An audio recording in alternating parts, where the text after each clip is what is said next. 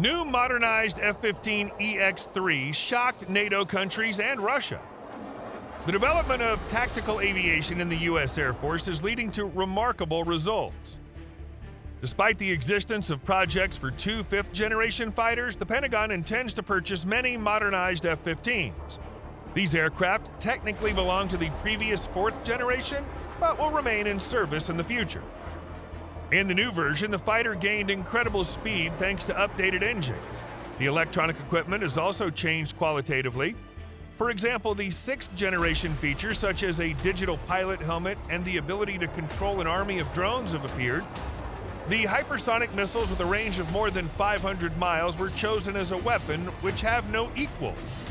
Of course, such modernization required large financial outlays of several $billion. However, it was still cheaper than using newer fighters. The old aircraft have always been able to defeat the enemy in numbers, but in their current updated form, they're just as good in quality. Rumor has it that they'll even be able to become unmanned, and then the U.S. Army will be able to take very provocative actions without fear of losing the pilot's life. Modernization of existing aircraft instead of development of new ones is an unusual decision. But what was the logic of the generals who made this decision? Why does the United States need to buy old aircraft, and what exactly are their advantages over modern fighters? You're about to find out. And for now, please like this video and subscribe to our channel. It's thanks to you that YouTube algorithms offer our videos to new viewers, and we're growing. Here we go. The longevity of the F-15 aircraft is due to its great modernization capabilities. Over the years, several modifications of the fighter have been produced, making it one of the most versatile. We were really building a fighter for the 21st century that could take on all of the advanced threats. It's important to emphasize that this is not an old aircraft that's been fitted with something modern. This is a completely new aircraft built from scratch and equipped with the latest technical achievements. It's designed to perform both fighter missions and strike ground targets as bombers do. But what are its true advantages? The 500 designs that were returned from the first request for proposal were all rejected because they simply did not break the mold. The new fighter can reach an altitude of 59,000 feet. The fuselage has been substantially modified to increase its strength and reduce radar visibility. In addition to the unique design, the aircraft received new F-110 GE-129 engines by General Electric Aviation with a total thrust of 55,100 pounds. Such a high rate provides the aircraft with a speed of more than 1,860 miles per hour and excellent maneuvering capabilities. Just think, this is 1.5 times more than the newer F-35 can. That's not the end of its advantages. The digital electronic remote control system provides flight with increased angles of attack, making it a dominant force in air combat. The new fighter is equipped with a digital backbone-based electronic equipment system and an APG-82 radar. This set is capable of simultaneously detecting and tracking up to 10 air and surface targets at a range of 185 miles, which provides continuous surveillance of targets outside the enemy's range. You can have good missiles, but if you can't target them with a good radar that maintains a lot, that provides accurate ranging information and engagement information, then they're not a lot of use. The new Eagle will also be equipped with the latest active warning and survivability system and a new communication system for joint operations with the F-35.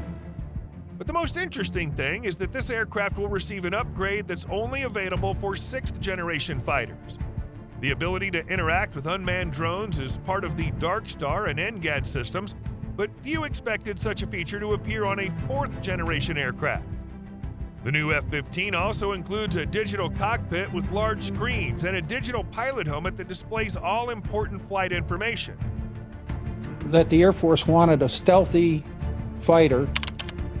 It was also clear that they wanted an airplane that would supercruise, in other words, run supersonically without lighting off the afterburners.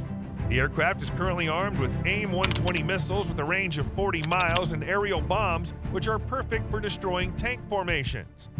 The developers are also determined to use an entirely new missile on the aircraft, the range of which will exceed 310 miles. But more on that later. As of today, 6 such fighters have already been produced, and 2 more are at the final stage. It's planned to produce 64 F-15EX EGO-2 fighters by 2025. The Air Force expects to receive 200 of these aircraft at a total cost of $23 billion for the entire production program. So where's the rationale, and what's the point of this decision? There are F-35 Lightning IIs that are being successfully produced by Lockheed Martin, and their delivery is scheduled for years to come. What's the reason to spend resources on an airplane that's inferior to newer ones?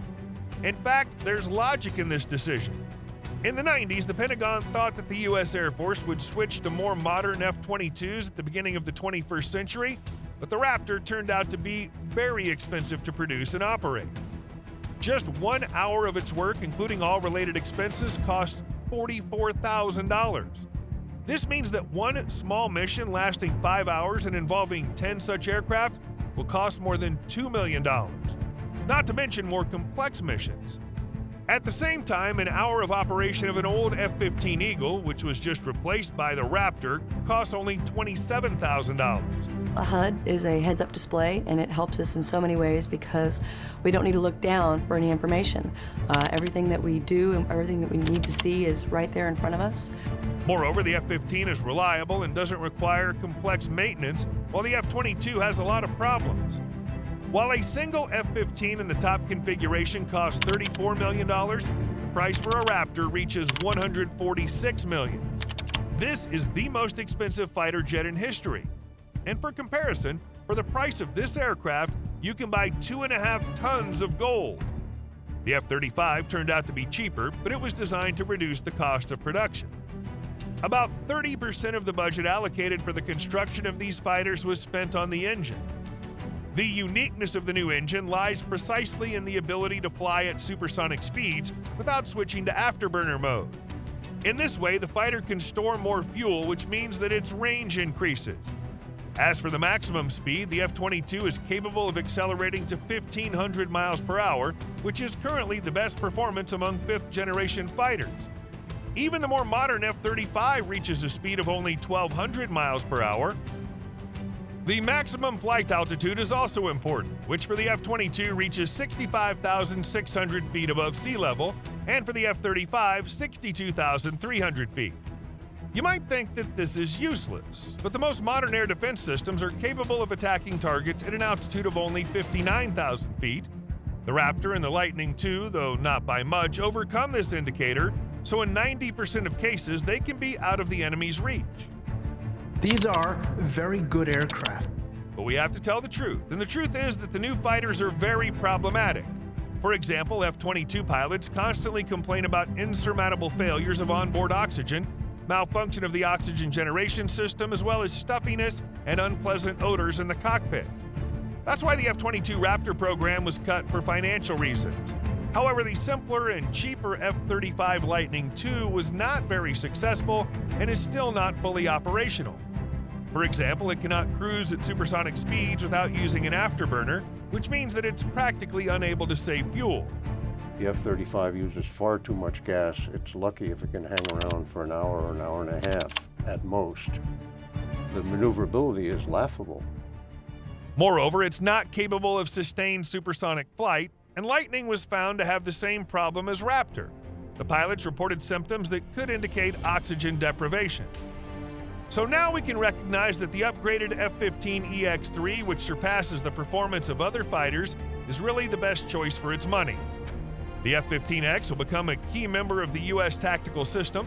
The fighter fleet will be supplemented by the 5th generation, and a new hypersonic weapon has even been invented for it.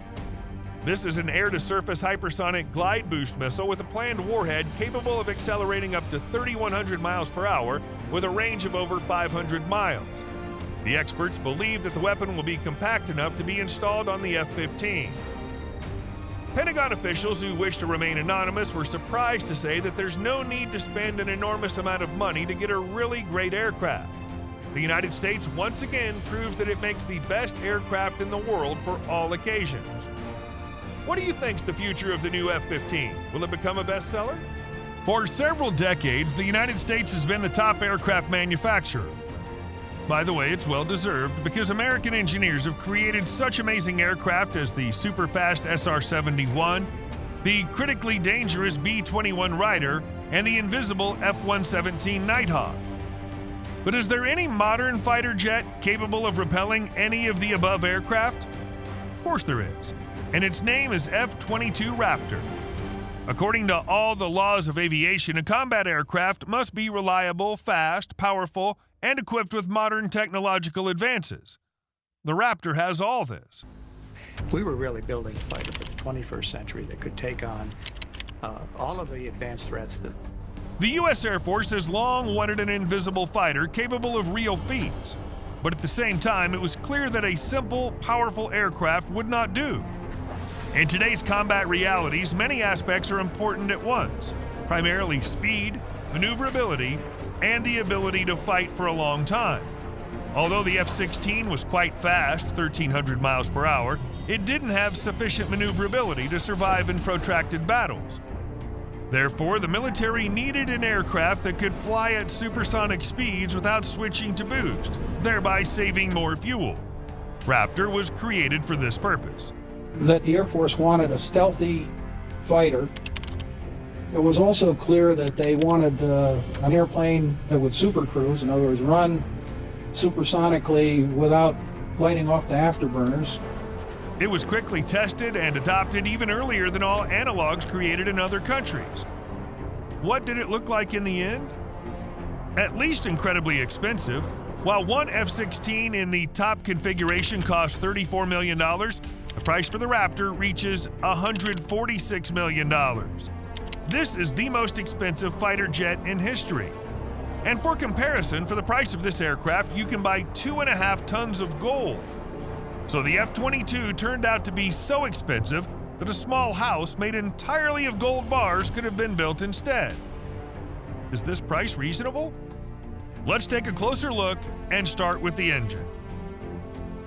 About 30% of the budget allocated for construction was spent on the engine. Its uniqueness consists precisely in the ability to fly at supersonic speeds without switching to boost mode. In this way, the fighter can store more fuel, which means that its range increases. For example, the aforementioned F-16 consumes up to 3,750 pounds of fuel per hour of subsonic flight, while the Raptor will only need 2,400 pounds, provided that both fly at a speed of 1,250 miles per hour. These figures allow the F-22 to fly at a distance of 1,600 miles per hour. Not bad, you must admit. In terms of top speed, the F-22 is capable of accelerating to 1,500 miles per hour, which is currently the fastest speed among American fighters. Even the more modern F-35 can only reach 1,200 miles per hour, but we'll compare these fighters in more detail later. The maximum flight altitude is also important. For the F-22, it reaches 65,600 feet above sea level. You may think, well, what's the use of this? And we'll answer that most modern air defense systems are capable of attacking targets at an altitude of 59,000 to 62,000 feet. The Raptor, although not by much, overcomes this indicator, so in 90% of cases, it's out of the enemy's reach. These are very good aircraft. The F-22 was developed in a hurry, and this led to some not very pleasant consequences.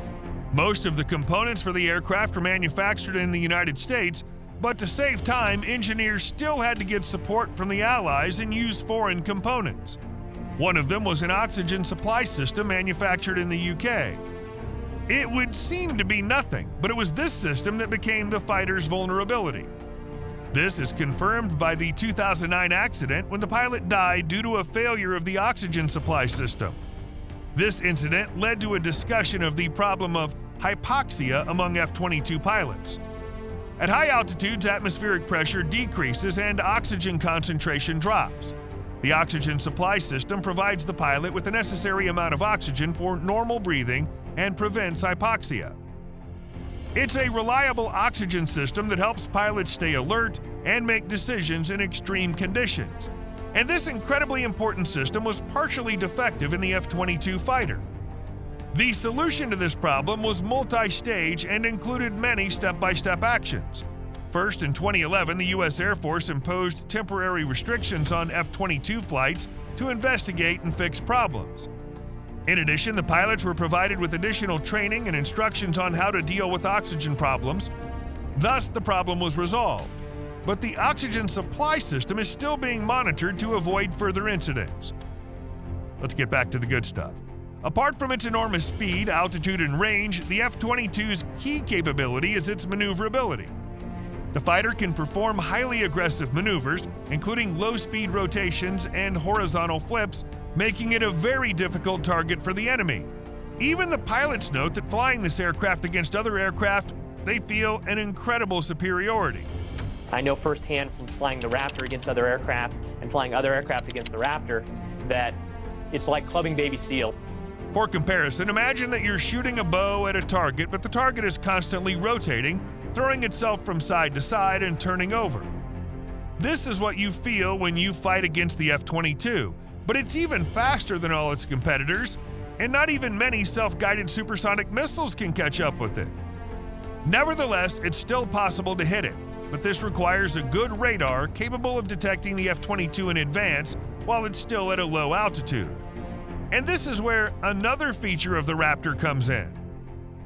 The F-22 is distinguished from other fighters by its ability to enter and exit silent mode, allowing it to optimize radar visibility and power consumption depending on the situation.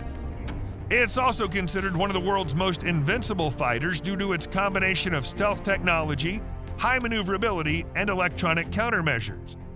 Due to its shape and special coating, the F-22 has a unique degree of radar invisibility, making it one of the most difficult for enemies to detect.